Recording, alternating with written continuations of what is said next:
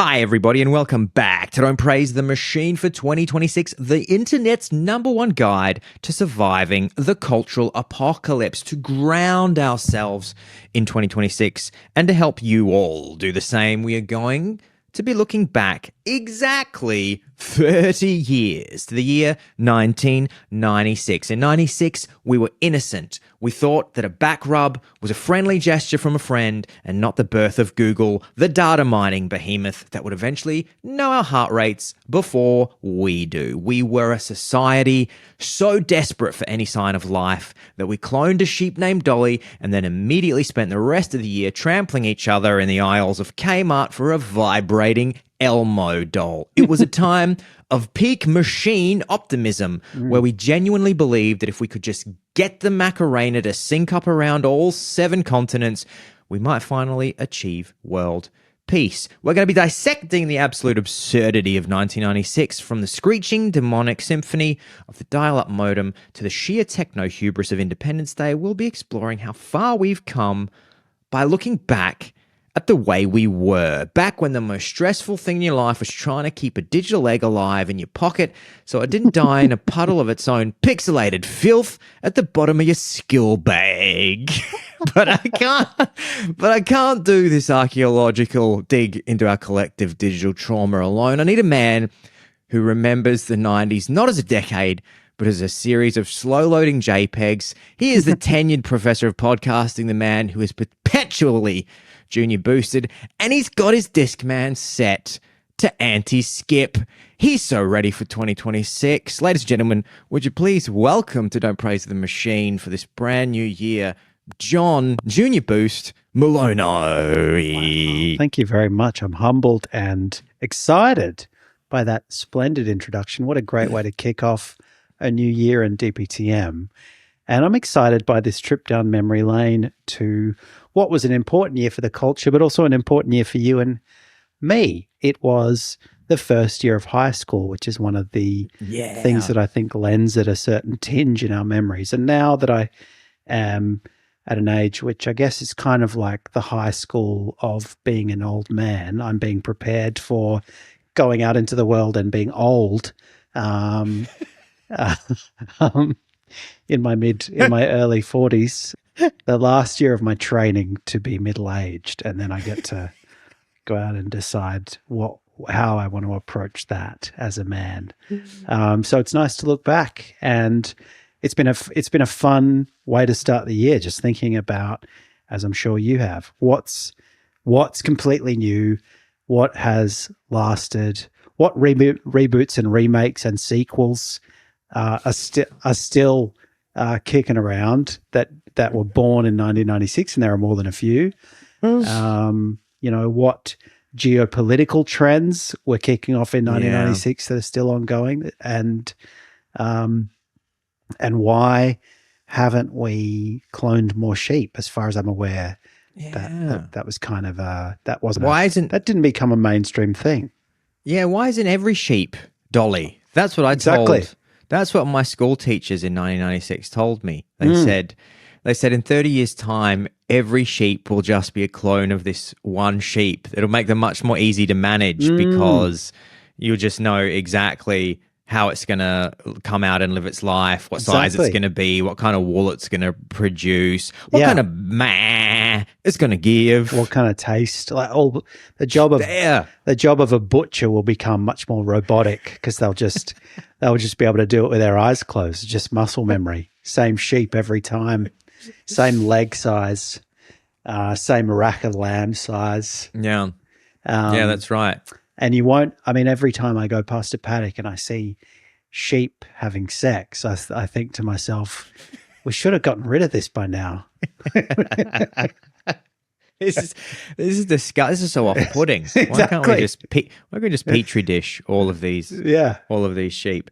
I remember, it's funny, I remember 96 so well because, as you say, it was the first year we went to high school, and we'll get into all of the 1996 touch points. Yeah. But me and John started at high school, and it was also the first year that we got girls.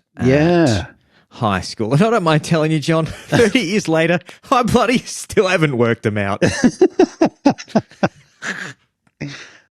Look, that's true. I remember. God, I was thinking the other day. I remember that first day of rocking up at the new high school and looking across the kind of courtyard out the front of the school to the big building and thinking, man, I'm in the big leagues now. This is a huge vista full of people that I know, but also some new people and some women in red dresses who red tartan dresses, bright red blazer, make me blush and pull my blazer over my crotch region, nervous. You had to ask your mother to buy you a second blazer, exactly, just to hide your crotch. One to wear, one for confidence, one for modesty, modesty blazer. Exactly. Well, John, do you want to kick it off? We have lists in front of us of 96. And I think this is going to be fun because I have some strong memories. And it is the perfect time to start the year off by going, man, what was going on 30 years ago, and how has that developed right into today, January 2026? Yeah, well, obviously, let's go back to 1996. Yeah, you mentioned Google, and obviously it's kind of amazing that we're now 30 years on from the formation of Google. And you might say that now, a full kind of generation later, we're seeing the beginning of the end of Google, or at least it's kind of ceding its dominance to AI search tools, and it's starting to augment its own functionality with AI. Although, yeah, I mean, I guess these days, particularly in the last couple of years, as with a lot of people, have just started using ChatGPT as a first port of call, and then maybe using Google's somewhat now sort of rudimentary seeming search function once I've been given a few goalposts or leads by ChatGPT, or increasingly perhaps by Gemini.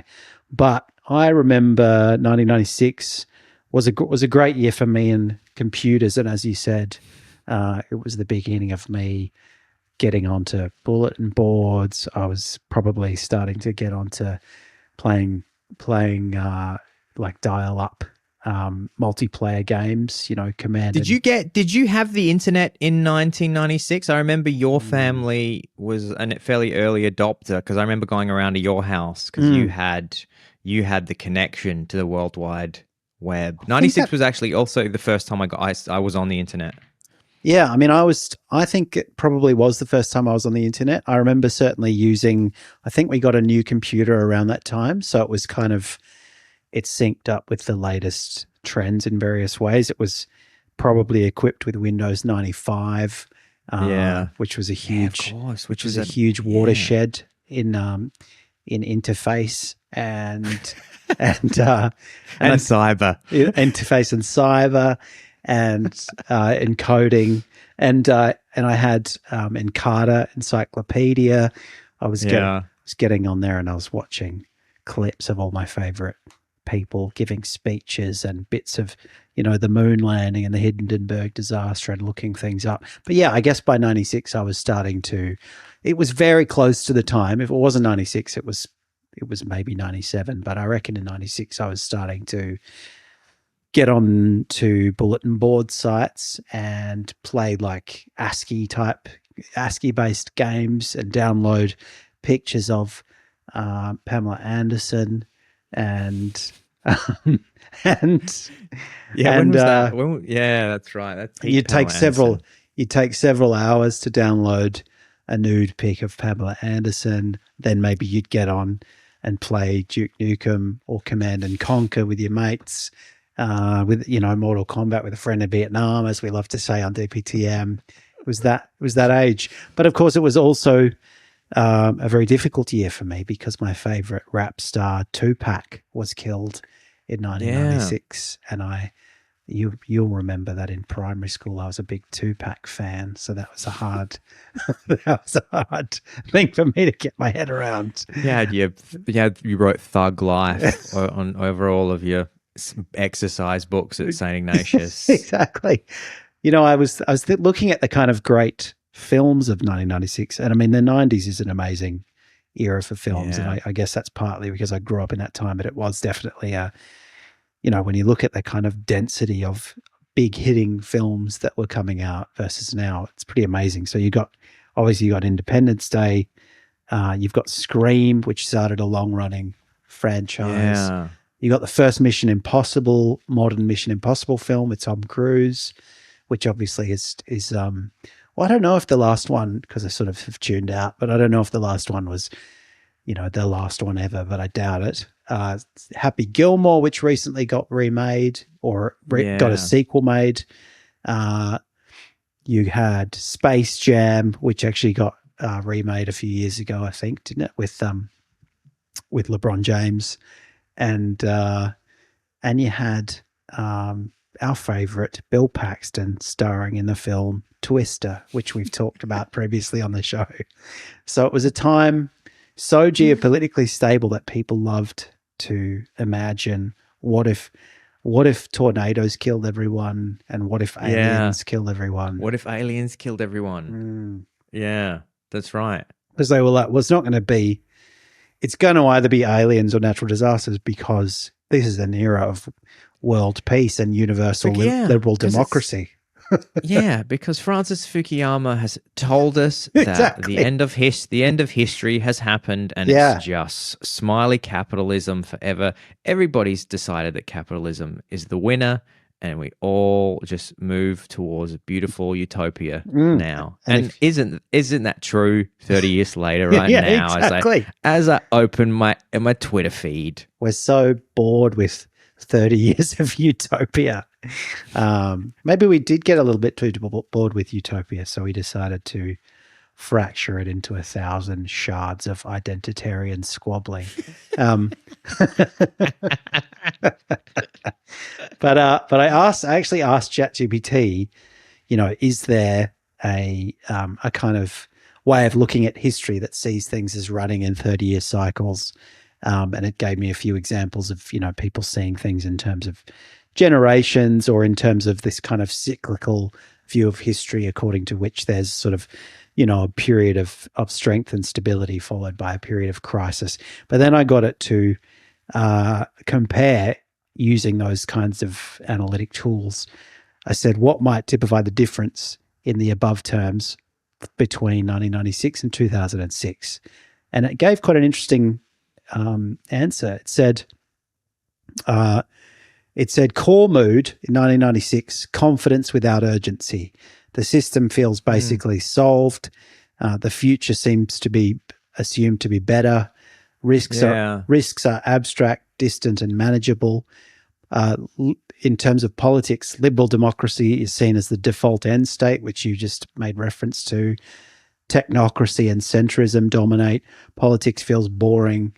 So you've got people like Bill Clinton, and in Australia, John Howard, who was a very kind of stable, sort of fairly centrist conservative. And then you've got globalization, secure middle-class employment, housing affordability, anxiety is minor, tech is additive rather than dominating, and the internet is offering freedom, information, and weirdness. Culture is ironic without being despairing, and institutions are trusted by default. Failure is imagined as local rather than systemic. And it's various, it goes on in that way. Then it says 2026, crisis / late unraveling. It's not so good. Not a good start. Core mood, urgency without confidence. So rather than confidence without urgency, you've got urgency without confidence. The system feels brittle. The future feels contested. Risks are personal, immediate, and cumulative. Politics, high emotional intensity, low institutional trust. Politics becomes identity shaping rather than administrative. Leaders are judged less on competence and more on alignment, symbolism, and threat perception. The economy is no longer trusted to fix distribution. Housing is a structural grievance. Debt, precarity, and inflation are felt daily. Technology is environmental rather than optional. AI algorithms and platforms shape work, art, dating, politics. There's constant debate over regulation, harm, and control. Culture is a return of sincerity, but under stress. trauma, identity, and power are explicit themes. I mean, absolutely. Art often functions as testimony, protest, and survival strategy. Institutions are captured, hollow, or outdated, and there is a demand for transparency, speed, and moral clarity. And failure is seen more as systemic than accidental. And it says crisis periods. It's trying to kind of give me its usual "don't freak out" at the end, saying crisis periods are usually when new norms become possible. 1996 didn't feel historic; it felt stable. 2026 feels historic because rules are being rewritten, whether consciously or not.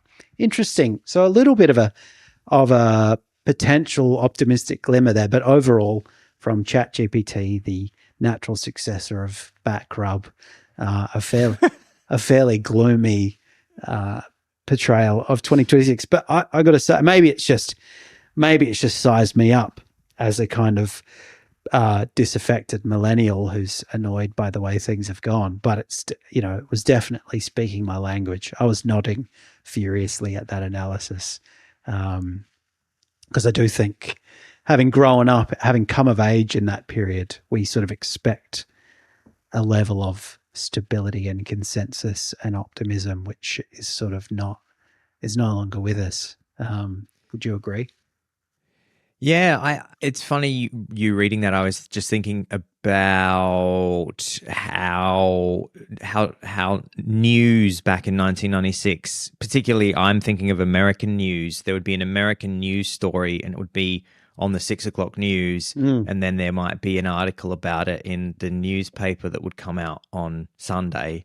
And then that was it. That was and it would have to be a fucking huge story to be in. It would have to be a big American story to then like leave America and then be in an Australian news cycle. Like it would have to have been culturally seismic in the United States, and then we would report on it and go, hey, this was important to America and maybe it's interesting to you. And then you would read about it once in the newspaper and maybe you'd say to somebody, hey, did you hear about this thing? And a lot of people in the room would go, no, I don't have any idea what that is. And if I just think say, what do you think of the new New York mayor? And they'd say, I don't fucking care. I live in Adelaide. I don't know who that is. Who is exactly? Yeah. And now if I just think about what everybody's week looks like and what everybody's brain bandwidth is being consumed by, and just how much we all know about American culture war issues and American politics, because it's entertainment. It's just become the thing that we use to distract ourselves. We're not even aware of it because it's under the guise of news. It's not like, I get home from work and I just consume 3 hours of Netflix. Like that would be a bit of a warning sign. But if you just consume 3 hours of news, and you don't even recognize it as news a lot of the time because it'll come through somebody commenting on it on Instagram. So it's not like you sit down and you go, it's 6 o'clock, I'm getting the news. It's just that the news is just kind of permeates everything now. It's true. You kind of absorb it organically in dribs and drabs throughout the day continuously. And I think that really drives people to, partly because we've all got our own social media presence now. And so people have kind of naturally, it's been around for long enough too, that people it's just become second nature for people to kind of develop a brand or to produce content, even if they've only got, 200 followers who are all friends of theirs. They sort of act like they're producing content that aligns to that has particular consistent characteristics, as though they're a sort of micro influencer or something. And there's been a couple of things that have happened lately.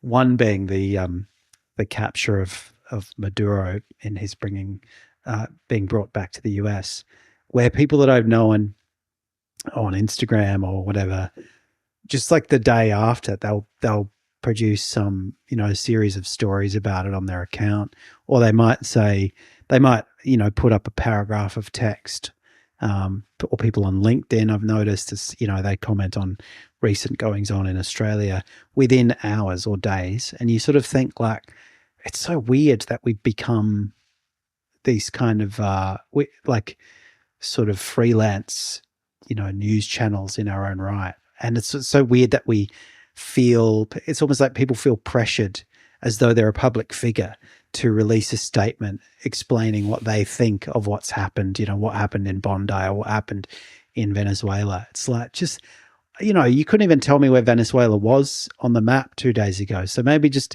absorb it, what's going on for a couple of weeks, and you don't have to say anything. You can just put silly things on your social media. But that whole mentality is just completely foreign in 1996. You just thought, I'm just going to watch Braveheart and I don't care what's going on. It's because we were all having a great time. Macarena. Yeah, that's right. We didn't have to worry about this bullshit. I actually looked up Macarena. So everybody not only does everybody remember the Macarena, everybody knows the Macarena. You can be a kid that was born long after 1996. Mm-hmm. The Macarena, that silly dance that we're all doing, everybody's still doing. And I remember when that song came out in 1996 and was suddenly everywhere. Yeah. And you had to learn to do the dance. All the girls knew how to do the dance. It's true. And every birthday party that you went to in 1996, somebody would put on the Macarena CD single and it would go gung gung gung gung gung gung gung gung, and then everyone would just and you'd know you had to go, oh no, I've got to do the Macarena. And then somebody would pull you to, and then somebody would pull you to the dance floor and you'd be gone. Yeah, that's right. Now, don't you worry about my boyfriend, the boy whose name is Vitorino. And I looked up that song because I knew when it came out, I was going, this is weird. There's this song came out by like Los Del Rio, but then there was another version by like Los Del Mar that also was charting in Australia at the same time by like a different group. Oh. And there was different versions of it. And I was going, this is weird. It seems like this is not your typical path of a pop song. And sure enough, the way that the lifespan of the Macarena is really, it's quite interesting. It came out as like it's a Spanish song from like 92. Yeah. And the record company, and it's like a kind of flamenco sounding thing, and it's with those two old men who are, was it Los Del Macarena? So the two old dudes are Los Del Rio, and so they're just like this kind of old Spanish pop duo, and they released it in 92, and then the record company wanted to get a few dance hits for the clubs in Spain, so they commissioned a couple of dance remixes of it, and then I think somebody played the dance remix like years later in Miami, and then like a Miami DJ was like, this is dope, and everybody in Miami I think started to know it, obviously like Miami with a big Spanish speaking community, then I think this DJ then said, okay, well, if we're going to turn this into something, it needs an English language version, because the whole thing was just in Spanish. And then they took that kind of dance remix foundation and they got a woman to do the English speaking bit that we all know, because of course it starts in Spanish, and then it's, no, don't you worry about my boyfriend, my boy. And then they added that little Spanish, the little English speaking bit to it, and then it explodes in 96. So I had a really interesting, weird life. Yeah, I wondered that. I'm glad you figured that out, because I thought when I saw the kind of top charts for 1996, it was like there were various names on it, and it was like the remix of so and so, and I thought, Al will be all over this, so I'll just go back to take a back seat, rewatching Twister. Do you remember the Macarena? Do you remember trying to do the Macarena? Tried to do the Macarena. I definitely remember Wannabe. That was really my Yeah. And that was really my anthem of 1996. Wanting What do you remember about? Do you remember? Do you have a Spice Girls moment, John? So everybody, Spice Girls exploded in 1996 with their single "Wannabe," filmed at the St Pancras Hotel in London. Yeah, I noticed that when I had a bit of a look. I didn't know at the time that years later, you and I would be stumbling around St Pancras drunk, wanting to be someone's lover. Yeah, I mean, I guess for me, it was 1996 was about deciding who was my favorite Spice Girl, which one I identified with most. Was it definitely wasn't Sporty was off the table from the get go. It was between Posh and Scary for me, and I still haven't decided. Changes year on year. I had a huge crush on Emma Bunting. Yeah, she was Spice. That was my look. Is she still getting around on the BBC? She was for a number of years, but I don't. I mean, they all still have huge. They obviously all still have huge profiles. Mel C was DJing, maybe still is. So you could like go see Melanie C doing DJ sets. Mel B, I think just was having Eddie Murphy's kids. Well, that was one of the fun synchronicities that I thought about. 1996 was the year of Nutty Professor, and nobody could have predicted that the Clumps, that Eddie Murphy's least attractive role as the fat suited Clump, Professor Clump, that man would have ended up impregnating Scary Spice. What a strange twist! Yeah. And then trying to deny paternity. And I didn't realize as well how clever they were. Reading a little bit about the Spice Girls in preparation for this episode, I think everybody knows that they were one of these pop groups that was put together by producer Svengalis that decided, okay, we're going to create this like super group. But apparently they very deliberately gave them all different personalities to not only, like, I always thought about that as just, oh yeah, it just makes it a bit more interesting if there's like a tough one and a sporty one and or a bit like whatever. I just thought it made the group sort of more interesting. But according to what I was reading, it was quite deliberately to get quite a broad market share. So like Baby was like for kids. Okay. And if you saw yourself as a kind of riot girl, girl power, real girl power sort of political, you'd be a Ginger Spice fan. Jerry Halliwell. She was meant to be sort of like, yeah, I'm the outsider. I'm like a bit more kind of punky because she wore the big Union Jack. That's right. Yeah. Dress. Yeah. And then apparently it was just quite cleverly so that you could get a much more broad market share than like all age groups of girls in particular. Yeah. Okay. Which was really interesting. And then they different kind of classes as well. Like Posh was obviously sort of silver spoon, or at least that's how she was marketed. And then you had Sporty, who was a bit more like chavvy. That's right. That's very true. Yeah. Working class. Yeah. And apparently the whole idea of Posh was for girls who were themselves, they saw themselves as growing into that type of aspirational kind of, wealthy socialite. That was like the angle that you would go for if you're a Posh fan. There you go. What would they be today, John, in 2026 if there was a Spice Girls instead of Scary? Yeah. What would that?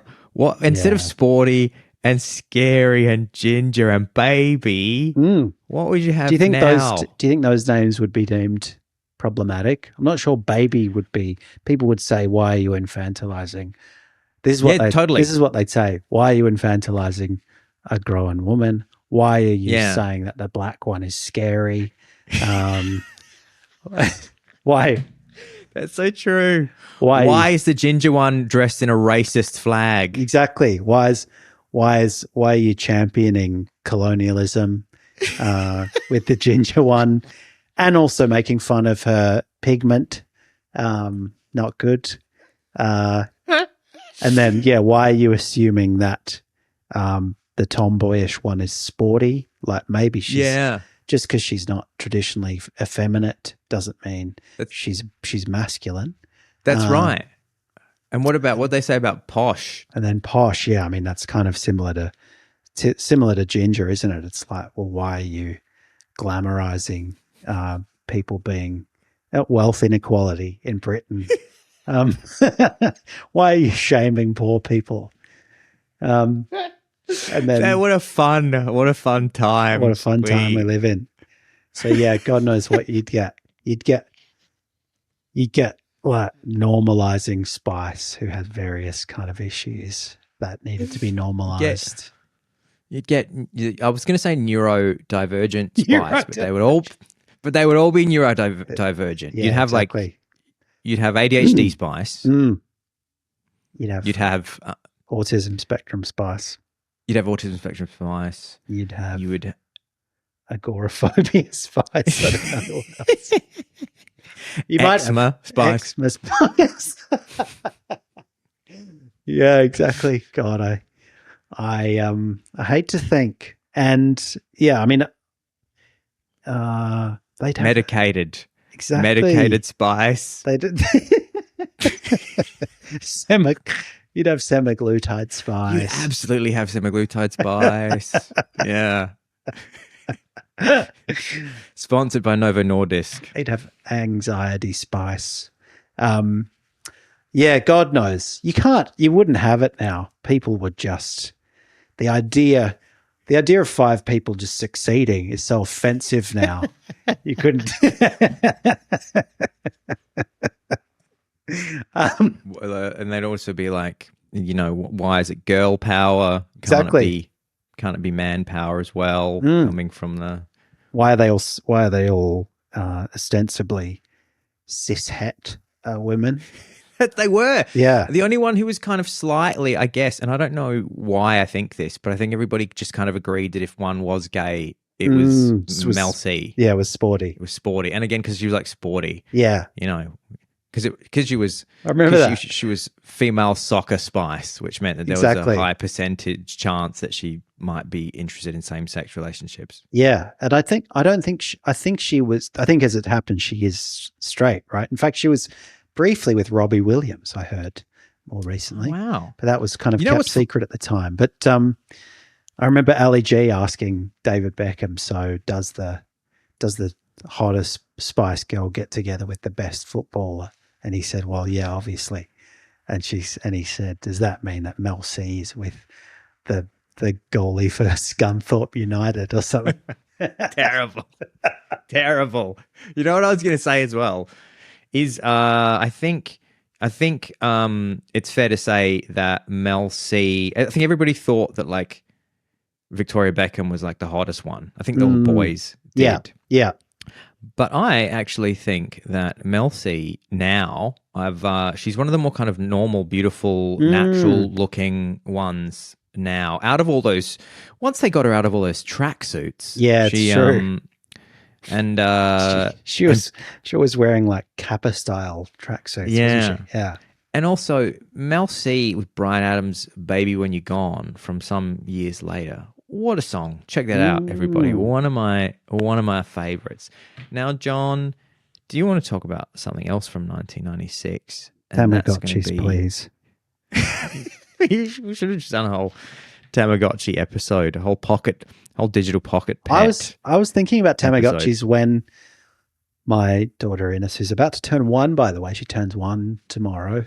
Happy birthday, Ines. Oh, wow. Holy shit, that's a year. That's freaking me out. And when she was first born, I thought back to Tamagotchis because I was like, this is basically like having a live action Tamagotchi. And I said that to people at the time. Their needs on those first few weeks, their needs are like poo, sleep, feed. Oh, no. You said that to... Oh, no, it hasn't slept enough and now it's doing little pixel tears. And so I've got to give it Now it's covered in flies. Exactly. I gotta get one of the midwives in here because it's got flies on it.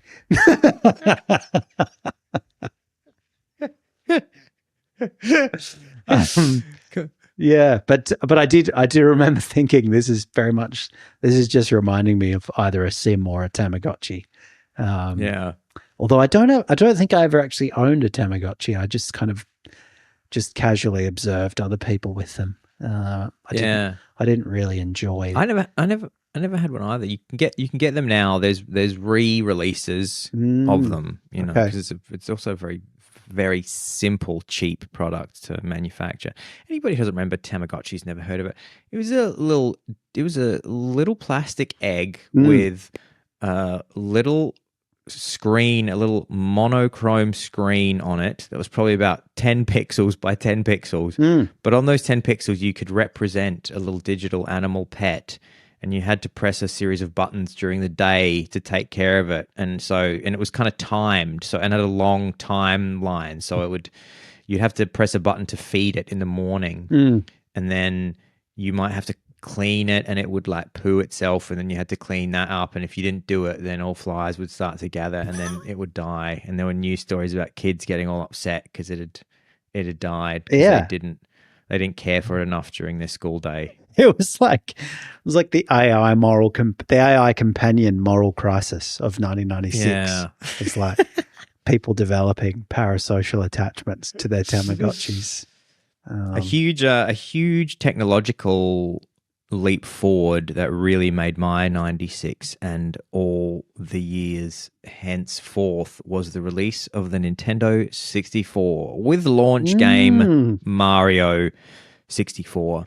And boy, did we play all those games. Yeah, man, what much. A time. We got one. There's a video. I have a video of my brother Ned receiving a Nintendo 64 because Mum handed me the camcorder. I think it's me holding it. And I film Ned as he opens his Christmas present and just can't believe. He goes, a Nintendo 64. That's great. Yeah. Wow. And then that was a huge part of our household for years. I'm talking about Mario 64, which, is just insane that suddenly you could explore these 3D worlds with Mario. And then, Mario Kart, I think also came out I want to say Mario Kart was also 96, maybe 97. I think Mario Kart was 90, Super Mario, like Mario Kart 64. Yeah. Welcome to Mario Kart. Man, I spent so long into my brain. Yeah, I spent so long playing that game. And then all the kids had a Nintendo 64. You remember those pads with the little joystick in the middle? It felt so futuristic that there was a little thumb stick on it. And then, years later we played GoldenEye. Yeah. So, man. And then, Zelda came out. We were a huge Nintendo family. We were a Nintendo family. We weren't like a Sega family. We were a Nintendo family. Coke or Pepsi, Nintendo or Sega. Those were the we didn't care about identity politics except for Nintendo, Sega.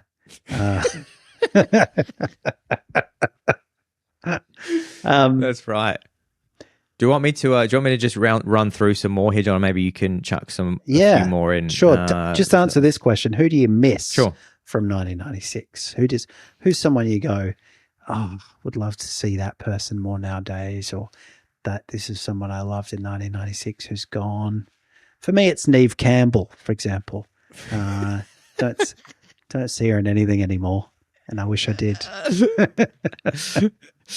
She was, she was gorgeous, wasn't she? She was. She had that kind of she had that sort of real, like it wasn't your kind of Pamela Anderson. No. I was never a blondes person, so there was a smoky realness. There was, exactly. Neve. I think that shaped my romantic interests for a while there. I wanted someone who was, like a little bit less sort of glamorous, a bit more beautiful in a down to earth way, a bit more depth. Man. Neve, come on the show. Yeah, tell us what happened after Party of Five and the craft Exactly. She could never leave that character behind. She invoked Manar or whatever. I invoke the Manar. I invoke the. She was in Scream as well, I think. Which came out in 1996. She was in Wild Things. And I know that you really like Matt Dillon. So you enjoyed that movie. Randy Quaid is who I miss. Oh, yeah. Randy Quaid, who helped save the world from the Independence Day aliens. True. It's true. And then became a bit of a sort of off-grid, kooky character. Yeah. We got left with the relatively boring and normal Dennis Quaid. Because I think once the world got a bit topsy-turvy, we thought, sorry, Grandy, your madcap energy has no place in the post 9/11 world. Yeah, it's true. That was the first thing I thought was when I saw the smoke coming out of the towers. I thought, this is not good for Randy. Randy's brought us to this. So.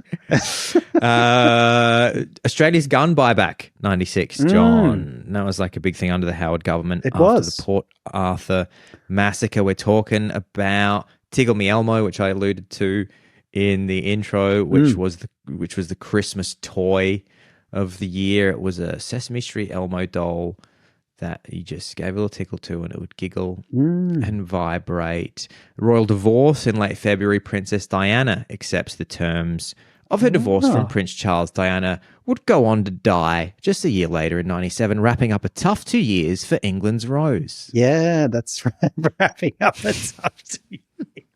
That's one way to put it, by dying. How's she going to come back from this? You said at the time. Yeah, some of this is kind of, you kind of go, oh my God, I can't believe this is still going on. I mean, the gun buyback obviously has a bit of a tragic resonance because now gun laws are on the agenda again in Australia because of what's happening in Bondi, and people are talking about that as the kind of last time that we really, radically changed gun laws. But also, why are we still talking about the dumb misdeeds of royals? Prince Andrew, every time there's a new release of Epstein files, he gets put into a smaller and smaller royal lodge, and they say, "Okay, fine, we've stripped him of his titles, but now he's living in the garage. Oh, now he's living in the garage of an even smaller property. He's just gonna end up on a sort of castle keep in the Channel Islands somewhere, like dressed in rags."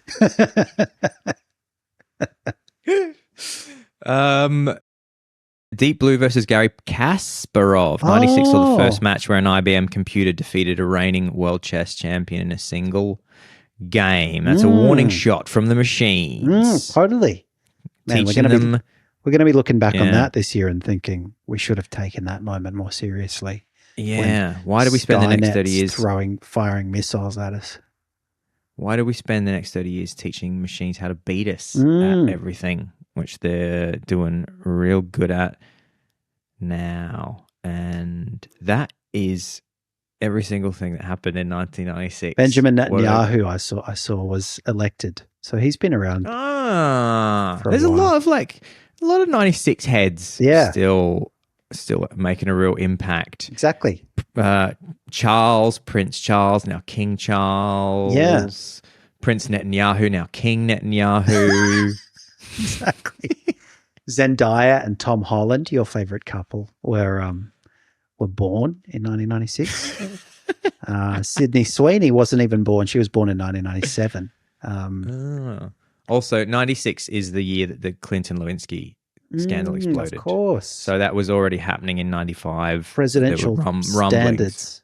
Yeah, okay. Yeah, presidential standards. And it was also connected to the Epstein. Yeah, that's right. That's true, actually. That's interesting. And Jerry Maguire. It was the year that you started saying something which I often hear you say, which is "show me the money," one of your favorite expressions. Before Cuba Gooding Jr. was outed as a sex pest and blacklisted by Hollywood. Yeah. But a good year for Tom Cruise, who's still going strong. And sure, That's true. Another man who's like absolutely still a bankable Mm. star. It's true. That's crazy. Yeah, Jerry Maguire and Mission Impossible 1. Will Smith in Independence Day, obviously his star has declined somewhat. As we have made sure Exactly. to pay attention to here on Don't Praise the Machine. We've been, and I want to say as well that my mother and I booked tickets to go and see Independence Day, which I have a really nice memory of me and Mum, because it was such a huge cinematic event. Independence Day. Will Smith was like at the top of his game. You know, he was in with Fresh Prince of Bel-Air, and then he was a hip hop star with Boom Shake the Room, and he was the coolest man on earth. And suddenly he was going to be in this crazy film about aliens, and it was everybody. It was the hottest ticket in town. And Mum called the Piccadilly Cinema in North Adelaide, and she said, "I got a weird little son that wants to see this alien movie. Can I bring him to the movies?" And they were like, "Yeah, sure, you don't need to ring." And she goes, "But I heard it's very popular, and I want to make a booking." And so she booked tickets for us, because you had to like book to go and see it because it was so popular. And then me and Mum watched Independence Day, and I kept on turning to her and saying, "When does Randy Quaid come in the movie?" She goes, Don't you love Will?" And I was like, "No, I heard Randy Quaid from National Lampoon movies is gonna save the day." And Mum said, "Why is it a weird little boy? What kind of little boy loves Randy Quaid?" Exactly. I'm gonna ask your father to take down all your Randy posters. He said, "No, please. He's the redneck cousin from Chevy Chase." Yes, it's a bit of trivia. I've never seen Independence Day. It's a bit, to me, it was. Is that true? Yeah, I've just never watched it. Holy shit! I might actually go and watch it tonight, because I think it was a kind of itchy and scratchy movie scenario where I just, for various reasons, never saw it at the time. And then the moment passed, and I was like, I'm actually not that interested in seeing it. And then I forgot about it until today. Well, I haven't seen Twister. There you go. I mean, that's a bit more forgivable, because Independence Day, I remember just being like, I still have strong memories of the scenes from it, particularly the kind of exploding of the White House, which was viewed as a kind of incredible bit of special effects, where this kind of cloud of stuff appears over the White House, and then I think it gets destroyed by a laser from space, and everyone thought, far out, is this going to be as good as technology can ever get? And it was the era of kind of Jurassic Park and all those movies that were breaking special effects barriers in a clever way, not in a kind of the boring way that they do now, where everyone's like, look, this whole thing was animated by computers, and you think, okay, fine. So that's been 1996 to 2006. Al, did you want to add anything else before we close out, or would you be happy for me to throw to our listeners and say to them, if you've got memories of 1996, maybe you saw me on the other end of the playground and you thought, who's that weird looking kid over there? And then you became friends with me. Maybe you became enemies. Maybe you have more general cultural memories from 1996 that you don't think we've covered. Let us know. hello@dptm.org. Beautiful. Thank you so much, everybody. And we're super excited to be back for 2026. We've got so many more tips to help you survive the cultural apocalypse in this year of ours. Thank you so much, everybody, in 2026. Here we go. And we can't wait to see you next week at the podcast. Bye.